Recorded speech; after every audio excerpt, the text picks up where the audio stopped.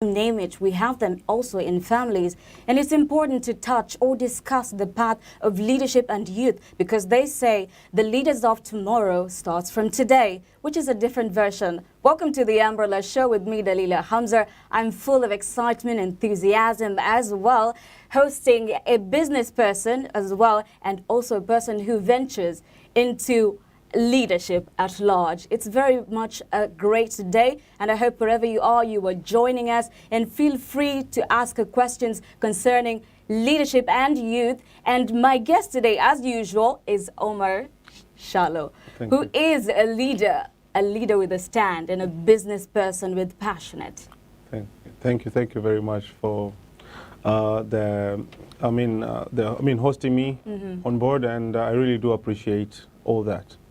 Thank you very much. I'm sure we are about to sail, and important things are going to be discussed over here. We're going to share some tips, and we're going to look at the loopholes which are there actually and are hindering the youth in becoming leaders. And even if they are leaders, what's really happening on the ground? Now, as a business person and a leader who's aspiring to make change in Vita, you've been very vocal in some of the things which you've been doing, especially in the education part, and the other side of communicating with people, especially during the COVID-19 pandemic. Yep. I'd like us to start. We need to know who you are. I'm sure that our viewer out there wants to know who Omar Shaa is. Thank you very much for such an opportunity, and I'm impressed with the entire Al Shifa setup, because I'm seeing so many youth who are here on board in when it comes to the youth empowerment program. I believe it starts with us. On my side as well, I've really tried to see how I can empower youth under my business on my side. Well, Omar Shaa is a businessman, born and raised in Mombasa. And at my early times, I did start business, venturing into business at a very, very young age. So I was schooling at the same time, hawking at that time. And it really gave me a vast of experience when it comes to the challenges that we are facing as youth. And we couldn't really make the ends meet, and I had to work closely with my associates to make sure that I can bring more on the table. I managed to do good on that. From there, I managed to travel to Dubai, where I joined the American University in Dubai in studying of business management. And at the same time, I was working over there as well. So combining the experience of Dubai and Kenya really opened up my mind. And coming back here, I opened a business called Limitless Reload. I'm sure that you know the place, and we have a place in Nairobi, Nyali, and town as well. So it really made me understand, because I used to interact with many people, and from the interaction, it really gave me an overview of the challenges, because I interact with doctors, I interact with engineers, I interact with lawyers, I interact with people who are students. So from that combination, it really assisted me to understand as a whole. I'm second after him. And after that election, I am still aspiring to become the Member of Parliament in 2022, God willing. And as youth of Vita, I do believe strongly that I understand the challenges and the need that we have as the people who are of the new generation, and I understand fully on what I can do when it comes to the empowerment and betterment of our livelihoods. Yeah, so let's just cut to the chase and look at the entire scenario whereby business has been affected, which is very evidently everywhere. You bear with me at that. Yep. And also we've seen a decrease on employment. In that, especially here in Mombasa, is that youth tend to travel abroad to get jobs, which is not a bad thing. Yep. But the business, as you were talking on one of your posts, you were saying so passionately about Kilindini being a sourceful thing, about the port and the business heritage, which has been there from our predecessors up to date. Yep. Now, in dealing with such a scenario, how do we bring back our people and tell them that we do have the resources, this is our home, and there are many job opportunities which we need to embrace for our generation to change? One thing I can proudly say is that we as Kenyans are are a nation of inspired and charismatic and vicious and very hard-working fellas. Because even when I used to work in Dubai, they used to have a quiz. And are you from Kenya? I know you're going to answer this. They'll just bring it straight up. And people from Kenya are very intelligent. People from Kenya are very smart. People from Kenya are very exposed. So our enlightenment that we have is something that we should take advantage of. And when it comes to living abroad, generally, and opportunities on board, it's not bad to go out, get experience, but don't get stuck there. The problem is people go out and get stuck there. They don't want to come back. They don't want to come back. So when you have a family and kids, it becomes even harder to come back in to your hometown. But the problem is if you manage to get an opportunity to get exposure from the countries abroad, you come here with a different mindset.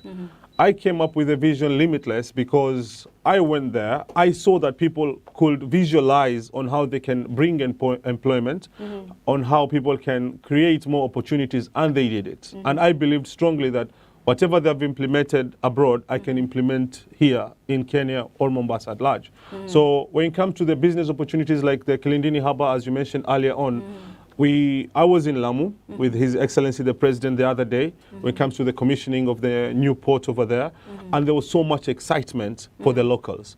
But we have one major disadvantage, and the disadvantage is that we are not prepared with the right type of education to fit the jobs.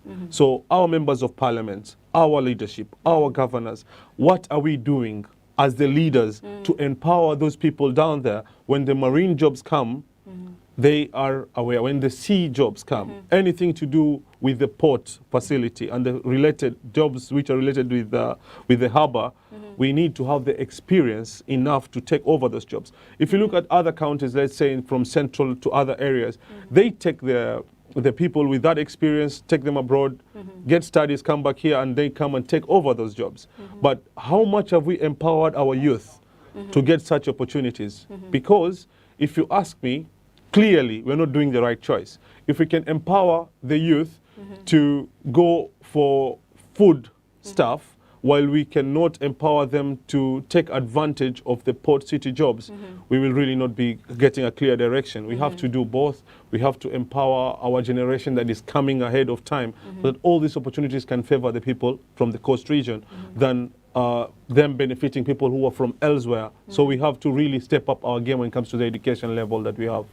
You were saying, and with an emphasis, 90% of the jobs should come from the people who are within here. Oh, yeah. Now, when we talk about education, the education system in Kenya isn't, what is it not adding to an extent that people should travel abroad to go get the skills and everything and then come back home?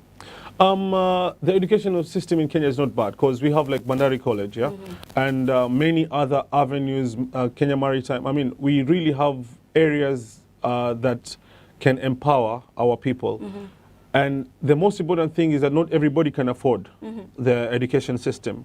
So you can have good grades after Form 4, but now affording to go to the next level of that course, not everyone can afford it. So I believe strongly that from the leadership side, we need to prioritize and make sure that we give much experience to the coming generation. We have the free zone that is coming up, the economic free zone for the Dongokundu area, that is going to create more than 8,000 to 10,000 jobs. And what experience do we have as a community that is going to favor us to do such jobs? We have to entitle 70% to 80% to 90%, why not, to benefit the people from the coast region. All these opportunities are supposed to benefit us before they go out there. So we have to be prepared fully when it comes to the education and the skills that are going to take us to the next level. Thank you very much. If you're joining us, this is the Umbrella Show with me, Dalila Hamza.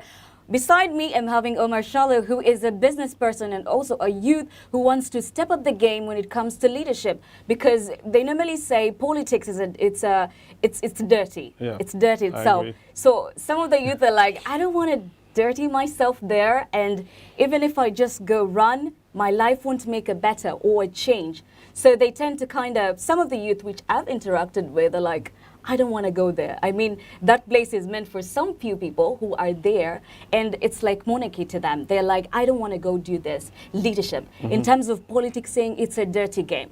Your perspective on that?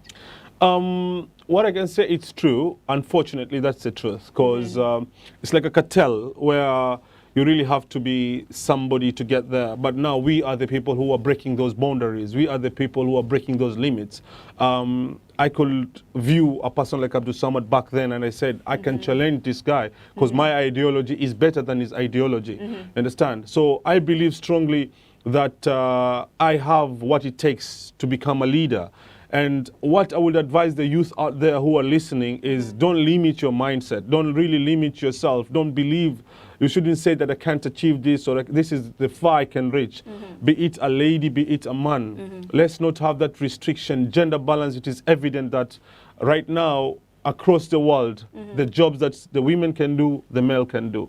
We have seen it the other day at the judiciary, who has been nominated to be the head of the judiciary. We have a lady who is up there. We have seen it in Tanzania right now. We have a lady president, something that has not happened in East Africa, I believe.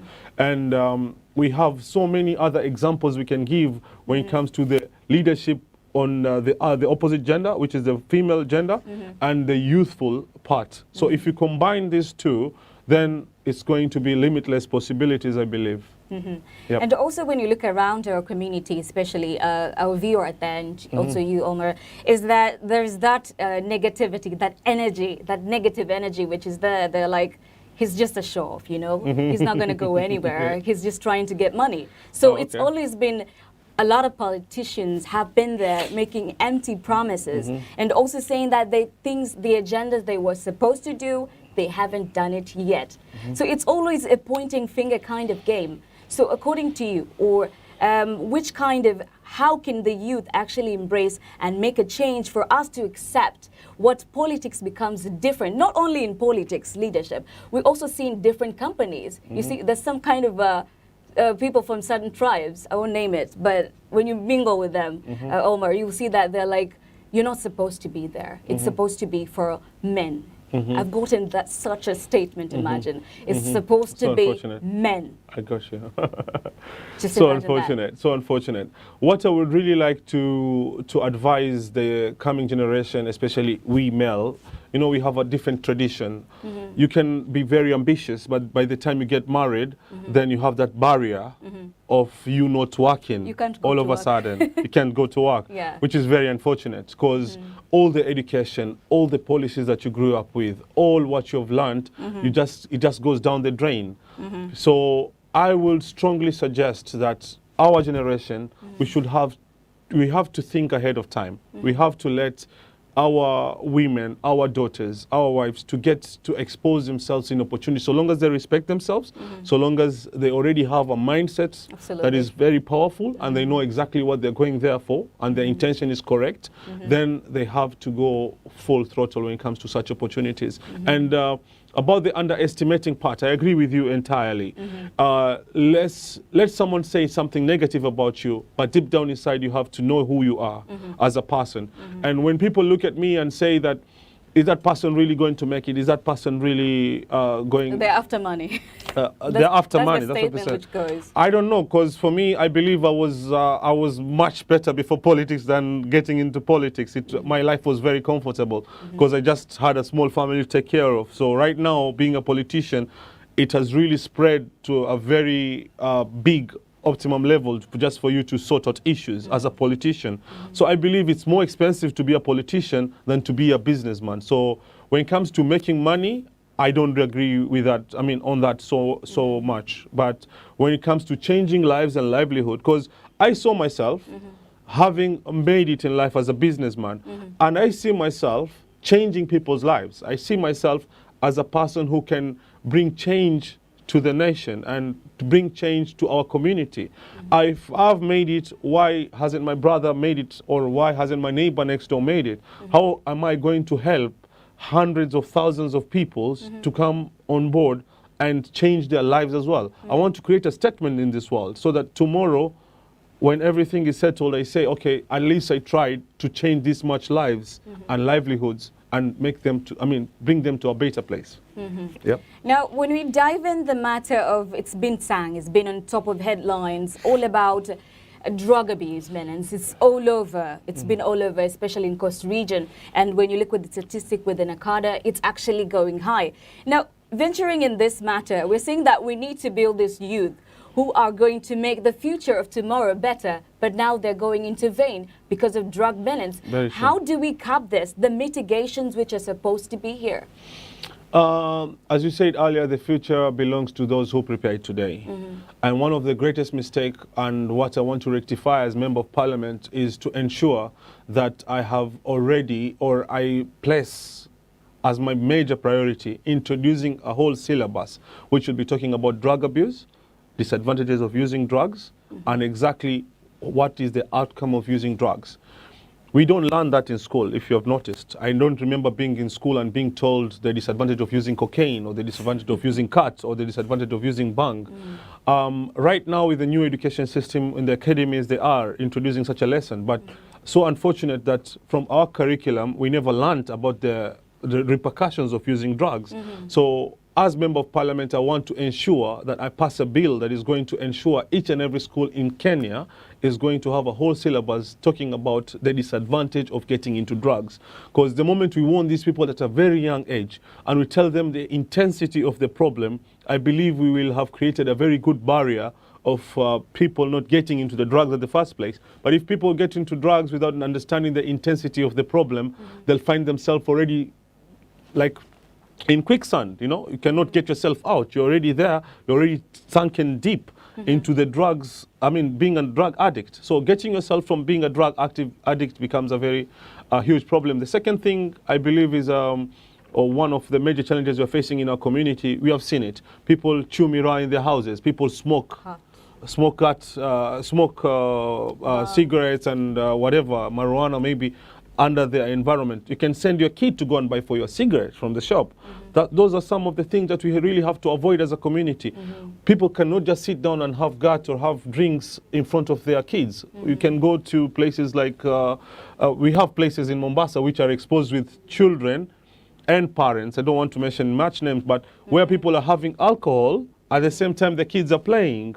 So the kids get raised in an environment where there is alcohol abuse, where there is marijuana abuse, there is gut abuse, and they find that these are part of the norm life. So we have to change as parents when it comes to exposing these things to our generation that is coming up, and we need to educate them on the disadvantages of using drugs at a very young age, and they need to get that syllabus in school that is educating them as well. So I believe from the foundation side, if we try to change it, then we are going to have a brighter future, because we are really losing so many huge talents because of drugs, which is so unfortunate. Yep. Thank you for tuning in the Umbrella Show with me, Dalila Hamza. Beside me is a businessman, Omar Shaa, who we are discussing matters of leadership and youth. You can also send your comments or your view concerning the same. Any question, you must send it here, because this is the opportunity for you to ask the question you've been wanting to ask Omar over here, in terms of actually making the youth that we have today in a better place, in leadership, on those top seats, which are told they cannot be done, or nobody can climb there, or nobody can be there. Now, I want us to look at this scenario. I want you to picture this, my viewer there, especially and you, Omar. I want you to picture this. Instantly, we've seen graduates. Absolutely. We have so many graduates every year graduating. Now, where do these people go? Because you pass through the streets of Mombasa, then you find a person actually selling water or other vegetables. And then you ask the person, like, what's really happening? They tell you, I have a PhD in the house, I have this and this and that, but I don't see myself going far from what I have, because I have so many challenges, especially financially. It doesn't help, it doesn't suit. And then you just kind of challenge them. Why don't you go apply for a CEO in Safaricom or other big companies? And then they'll be like, can I even reach there? That's simply mission impossible. So how do we convince our youth that the talents they have, the leadership in them, to actually put them into practice? Well, I believe that when it comes to opportunities, Kenyans, we are limited. We need much more opportunities, and we really need to think outside, because For instance, you have a degree or a diploma in a certain field, and you confine yourself in the same field, and you don't have an opportunity. It is not bad to turn to an entrepreneur, build it up while you're looking for another opportunity. We can try internships and other opportunities. But when it comes to us leaders, we need to create an environment in pushing the 70% rule of making sure that our locals are getting more jobs. You understand, from the resources that we already have. And we need to bring in more investment, I believe, because when it comes to being a visionary leader, how many people are we going to bring on board as investors so that we can create more opportunities? Look at projects like the economic free zone, for instance, yeah? If it's a success, which I've seen it in Jebel Ali in Dubai, it being a success, there are many other companies which come on board, and all these companies will want to employ people, and it will create more opportunities for other people. That is just one example. We can have many other opportunities that are supposed to come on board, which have not been tapped. Let's go to the blue economy. What have we done about the blue economy? We already have a resource that is vast, the Indian Ocean. So what have we done to help our youth to create opportunities on that side? And these are opportunities that are just around us when it comes to the tourism sector, when it comes to building our capacity in the blue economy alone can change lives of more than 10,000 families. Understand? If we do it the way it's supposed to be done. So these are opportunities that we are sitting on, but we have not, as leaders, give them a priority. So I believe in the leadership, we need to create more investments on board. We need to revive what we already have. There are things that we can do that can bring the economy at a very, very fast speed, because the more opportunities we create and the more we maintain on the 70% rule of creating employment for our youth, then I believe that we're going to be vast and getting to much details when it comes to creating more job opportunities. And all I can advise the youth who are listening is don't give up. It's never an easy ride. It's a very tough journey. Been there, done that, been a hawker at Markiti previously. I've traveled to Tanzania to start off my business at a very young age. When I'm saying young, I was 15, 16 years old. So when the teachers were on strike, I used to do business. When I was on holiday, I used to do business. So even while I was employed in Dubai, I still had the mindset of a businessman. And I couldn't get stuck in one place because I knew that I can make my own money through business. So I started small, it grew. But my vision was bigger than where I was. So I just like to advise everybody who is listening, no matter what circumstances you're going through, you need to have a very big vision that is beyond whatever you're going through. So that when you get an opportunity, as they say, opportunity favors those who are prepared. You need to be fully prepared. Because if you're not prepared, then an opportunity comes and goes. Without your preparedness, something will come and go, and another thing will come and go. If you have the mindset, everything is attitude. We're saying 70% of our success to 80% is attitude. Capital comes to 25 to 30%. So if you have a negative attitude, you'll never make it in life. If you have a positive attitude, you will always make it in life. Failing. You just need to win once. And that is it. After winning once, we have seen the story of Jack Ma, the CEO of Alibaba. He was rejected all over, from KFC to the causes he was trying to get into and everything else. But initially, he already had a vision inside him, and he believed that I'll come up with something that is going to change the world when it comes to the business and technology. So I believe strongly that it's about the mindset and attitude and being very vicious, being very optimistic, not giving up, and going for your goal. And you are going to make it. Okay, we're talking about the 77%, the youth and leadership, their contributions. And now, thank you very much for sending your comments, because we are live in our Facebook pages at Al-Shifa Online TV and also in YouTube. Let me take a look at the comments which people have sent. Now, we see Rashid Saleh is watching with us. Thank you so much. We have Rashid Saleh says, Assalamu alaikum, following live from Vita. Those are some praises for you, huh? Thank you. They're saying huyu mbunge wangu, okay, 2022. Okay, okay. We have Zakia Rajab is watching with us. We also have Ian Barabara says, who else apart from Omar Shaa? None. Okay, those are praises. Thank you. Yeah. And we have Ragishna Babes says, Assalamu alaikum. Salam. Says Hamjambo. is also watching with us. We have Rashid Swale saying, Al-Shifa, we need a debate of aspirants wale wanatoka kusimama Mvita. So as we can listen to their manifestos. Definitely there is a political, there's something brewing, okay? There's something brewing. So you hold on. It's all about the political arena and all that. Relax, we'll be sending you the posters. It's ready. We'll invite you and many others to come and tell us what they have, because at the end of the day, we want to know what your manifestos are. We're not going to look at talks and talks and talks without action. That will make sense as such. Now, let's move on. Thank you very much for sending your comments. Let's dive in matters of, you've touched about the blue economy, which I'm very much interested in as a topic, because not many people know that we have a vast resource which is just over there. We're just used to cross the ferry, seeing the waters there and the ships there and take selfies. And not utilizing it. And not utilizing it to the fullest. So basically, let's touch there. There are certain states who are there. Maybe people are like, how do I start? Where do I go, Omar? How can I even think about it? You know, I told you about the negative perception. Yes, which is actually currently there. How do we wipe it away and make us to, and actually make it a wake-up call for us to like, let's start now, utilizing it? I believe it starts with the leadership. First, it starts with the mindset.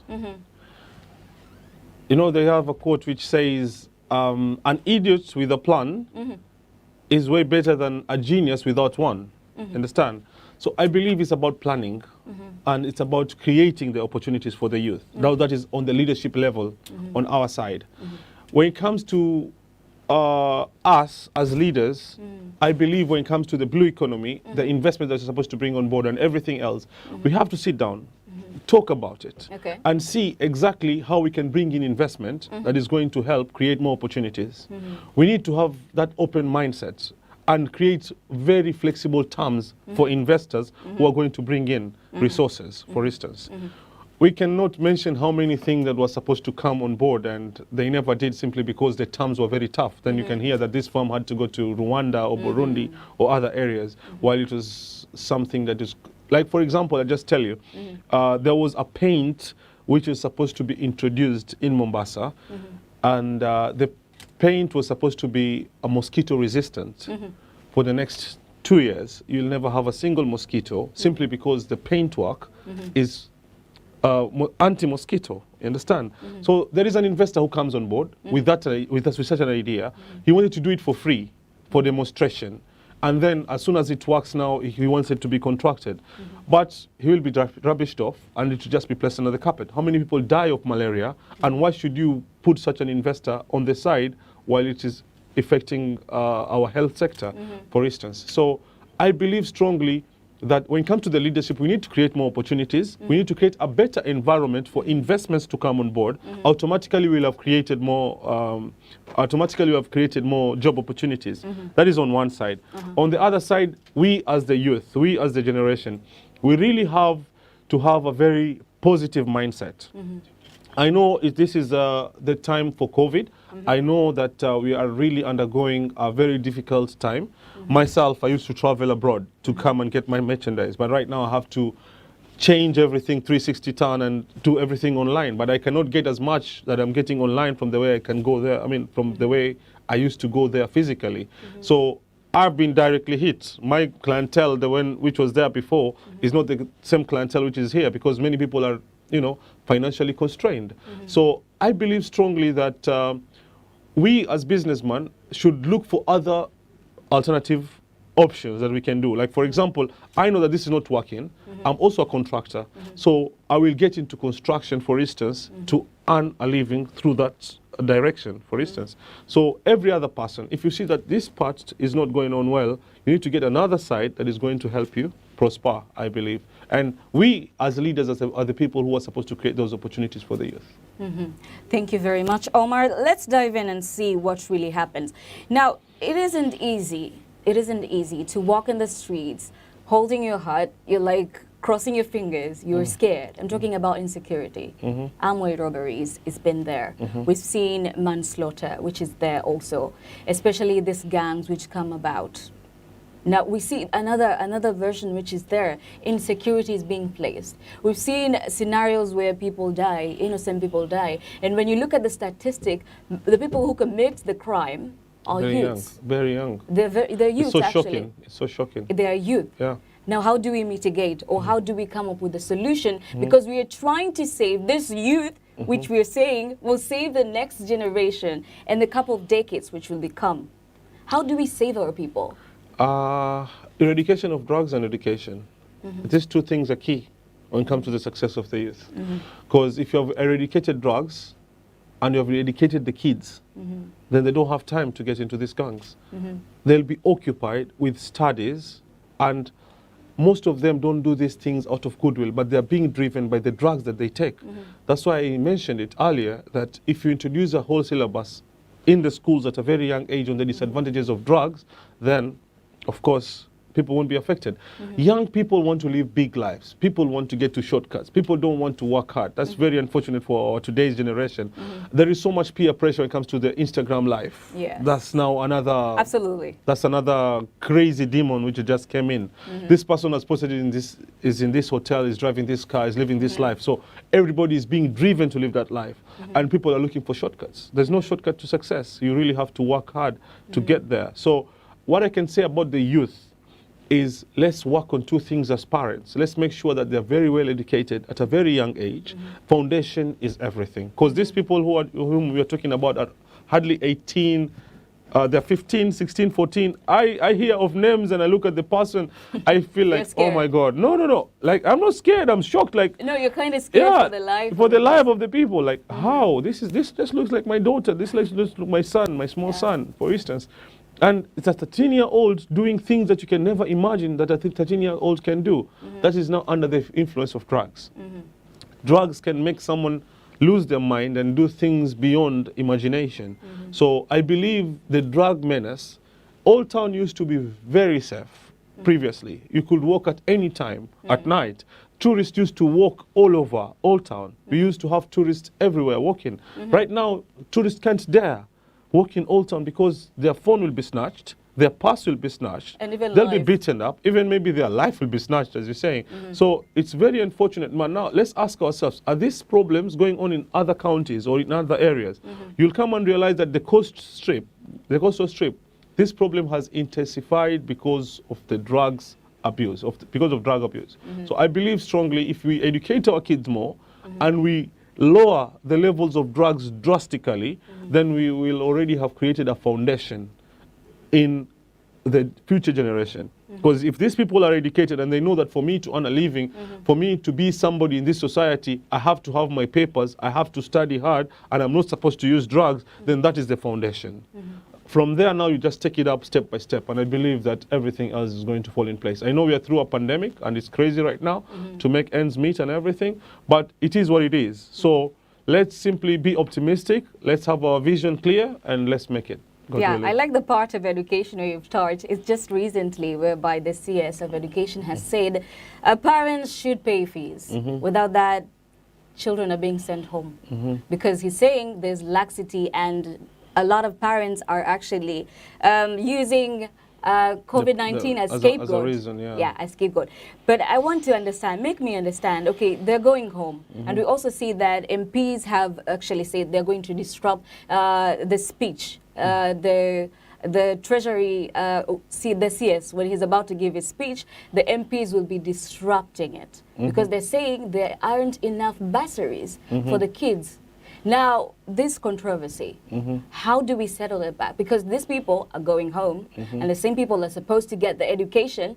Imagine they're going back to the streets where they see somebody actually using mogoka or any other kind of drug abuse.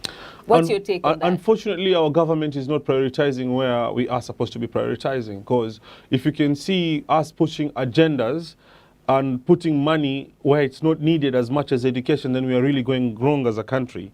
I'll give you an example of the BBI. It's something which, it's a deep conversation, and it's not negative. Maybe it has some goodies in it, but we have more priorities to look into before we use the funds in diverting to other avenues.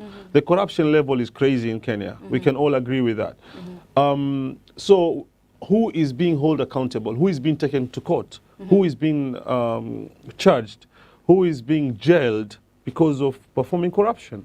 So apart from that, or other than that, when you look at it deeper, opportunities when it comes to the level of education, the education side and the bursary side, and the MPs now, when it comes to the MPs and the bursary problem or the bursary menace, is the government needs to come out and see where they are going to reduce and what to prioritize, because education is supposed to be a key priority for the leadership of this country. You cannot tell me that you can fail on education while the previous regime could say we can do free education. So there is a possibility of going that direction if the government decides, by simply not prioritizing things which are not as necessary and prioritizing things that are necessary on this other side. I've just given you a quick example because of time. And the other thing that I wanted to mention quickly is regarding NHIF, for example.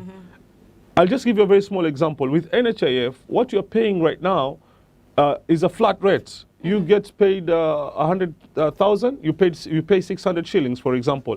Someone else gets paid 15,000, he's paying 600 shillings. Why don't we have a percentage, for example? You get paid 1 million, you pay 1.6%, which is 16,000. Out of 1 million, you won't feel a pinch. And for somebody who's paying 100,000, is going to pay 1,600, for instance. And if you're paying a lesser salary, then your percentage of paying NHIF is going to be less. That is a simple decision that is going to change the entire health system of the entire country. Why are we not implementing such things? There are people who are getting paid 250,000 and they're paying 700 shillings for NHIF, while somebody who's getting paid, he's a watchman somewhere and he's paying the same amount of a CEO elsewhere. Why don't we simply have a percentage that is going to help revive the entire healthcare system? When it comes to the education sector, we need, as government, to get in details in which avenues can we keep on hold and prioritize on the bursaries. I agree with the MPs entirely. They have to stand firm. They have to prioritize the bursaries, and we have to prioritize the education of our people. If the MPs won't stand on this, then the entire country will be affected.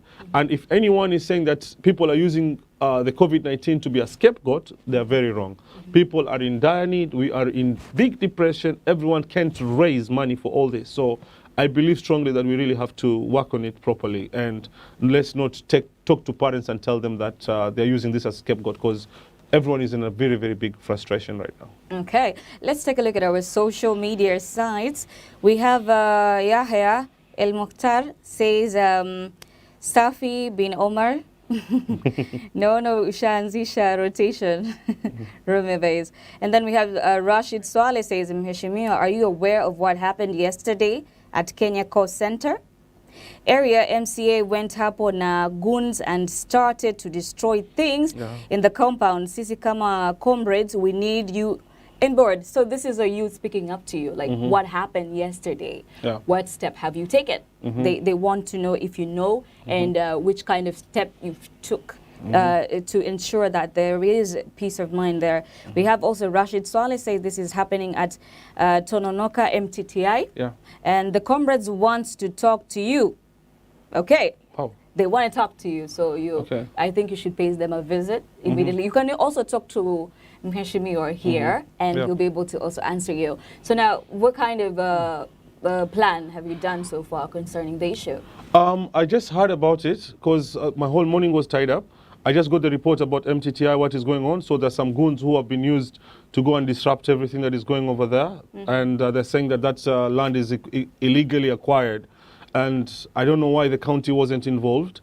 And that's exactly, after this interview, what I'm supposed to get deep into and understand. Because, to be honest, as leaders, we have to take measures. Because I heard that sitting MCA takes people over there and everything is just scattered around, and it's really not working out. I cannot really get into so many details about it because I really need to get to know the root of the problem. But the approach was really negative, because have they really gotten to the root problem and sat down and tried to solve whatever crisis is there? Because it has been very rowdy, and I just got a very brief statement about it. That's why I really want to go and get into details, and I'll visit the place, God willing. Okay, the ambience of the place seemed to be, I Bad, hope you yeah. sort that out. Let's just move on, the painting the pictures and stuff. We need to know corruption still exists, it's still with us. How do we get rid of this bad influence? I remember talking to... Someone even asked me, Omar, said, like, Dalila, can this thing really be... End. Yeah, can it really comes to an end? I remember Some were talking... even saying some of the politicians or the members of parliament, they're doing things in the name of people, of their people, but they're using the position, they're misusing it. Yeah. I remember talking to one foreigner who came from Canada at that time, and we were having a conversation, and we asked, how do we eliminate corruption from our society? And he has been following up very closely about Kenyan politics.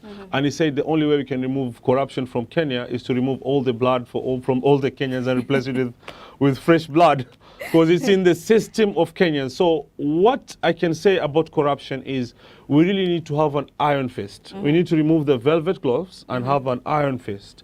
We have to have people behind bars. We have to have very heavy penalties. We cannot have gone with we cannot really get to fraud or a problem of 1 billion and you're charged bond of 2 million shillings or 3 million shillings. That's like you have stolen 1,000 and you're told give us a shilling or 2 shillings. That doesn't really beat logic. So we really have to get to the root of corruption. I believe the president and the presidency has to really stand firm. Look at what happened in Tanzania with Magufuli. How many people were fired from the dockets? How many people had to bring back whatever they had taken? So this type of measures are supposed to be what is the priority of the government. If we can see or trace back to Kibaki's government, one of his main priority before reviving the economy is to ensure that the ethics and anti-corruption was in place. And at that time, it was sufficient enough to control or at least minimize the levels of corruption before going. Right now, when is the last time we have heard about people being taken to ethics? Okay, they've been taken there, but what next? What charges were there? How many people are behind bars? So we really need to dig deep when it comes to this corruption and the scandals that are going on and make sure that we as citizens first don't support it. We are not entitled to go to each and every single place and give a bribe before you get your service. I remember a friend of mine getting a job in Rwanda, and as soon as he gets there, a very big contract to deal with clinker, for instance. And when he gets there, the president of Rwanda, Kagame, approaches him and tells him, you're from Kenya, right? I'm like, yeah, right. You have already been awarded the contract. You don't need to bribe anybody. Just do your job, pack and leave. Wow. There's no one here who needs no money from nobody. Understand? Do your job, pack and leave. That's how strict. Because he knew this person is from Kenya, then there must be corruption involved. Do you understand? So the name is so tainted the name all over. is really tainted all over. So we as citizens have to change our approach, and the leadership has to really be firm on this. And the penalties of corruption have to be extremely hard for people to not dare go through the corruption way. At least it's going to be sorted once and for all. Let's just move on and touch a bit concerning youth, especially the time when they're used as puppets. Yes, let me use that word. Some of the youth have been used as puppets to do certain illegal things just to make this person look perfect. Now, let's talk to the youth who are actually involved in such scenarios. Maybe it's because they don't have money to do, to actually sustain them, and then they end up in that cause. What do you say about that? That's very true. We politicians, unfortunately, I would like to tell everyone who is listening there, don't get used by politicians. We saw it with Uhuru and Raila. We saw it with Raila and Ruto. We saw it with all the top politicians. You'll fight because of them, then tomorrow they come and shake hands. You have destroyed your family, you have destroyed your property and everything else. So really, let's honestly not get used by politicians because of selfish gain, and we keep our lives at stake. That is going to be extremely wrong. So let's try as much as possible to have our visions right, because if we don't do that, then automatically people are going to get used and misused. So I believe it's about the parents who are watching. We are getting to the next election period right now. Please advise your small brother, your younger brother, your small sister, don't get used politically, because you'll be used as a ladder for the politician to get to where they want to get to, and then you'll just be dropped down. So you need to have a vision. Follow a politician because of his ideology. Don't follow a politician because of handouts, because that will not take you anywhere. Okay, let me look at social media. Starting Facebook, we have Hatib Junior says, Honorable Shalo, hongera sana kwa kazi unayoifanya kwa jamii. Allah kujalie utimize kila ndoto zako. Tuko pamoja na mashallah uko na team inayo uwezo ikiongozwa na my brother. Okay, those are compliments. Okay, because time isn't by our side as we wrap up, what are your parting shots, Omar? As a business person and as a young leader? First and foremost, I'd like to say thank you to everybody who started the journey with me from 2017 for me to have achieved 11,000 votes plus here in Vita. I really like to say thank you for everybody who supported me. And secondly, I will also like to bring a word of wisdom to the people who are listening. We are under very, very trying times at the moment. So let's not focus on criticism. Let's focus on development. Let's focus in our inner abilities. Let's see what we are made of so that we can support each other. Let's be our brother keeper. And in case anybody is down there because of this pandemic and anyone is suffering, let's see how we can come out and help each other. Because if you are having food on your table, someone else is suffering out there. So let's see how we can combine our energy to help each other.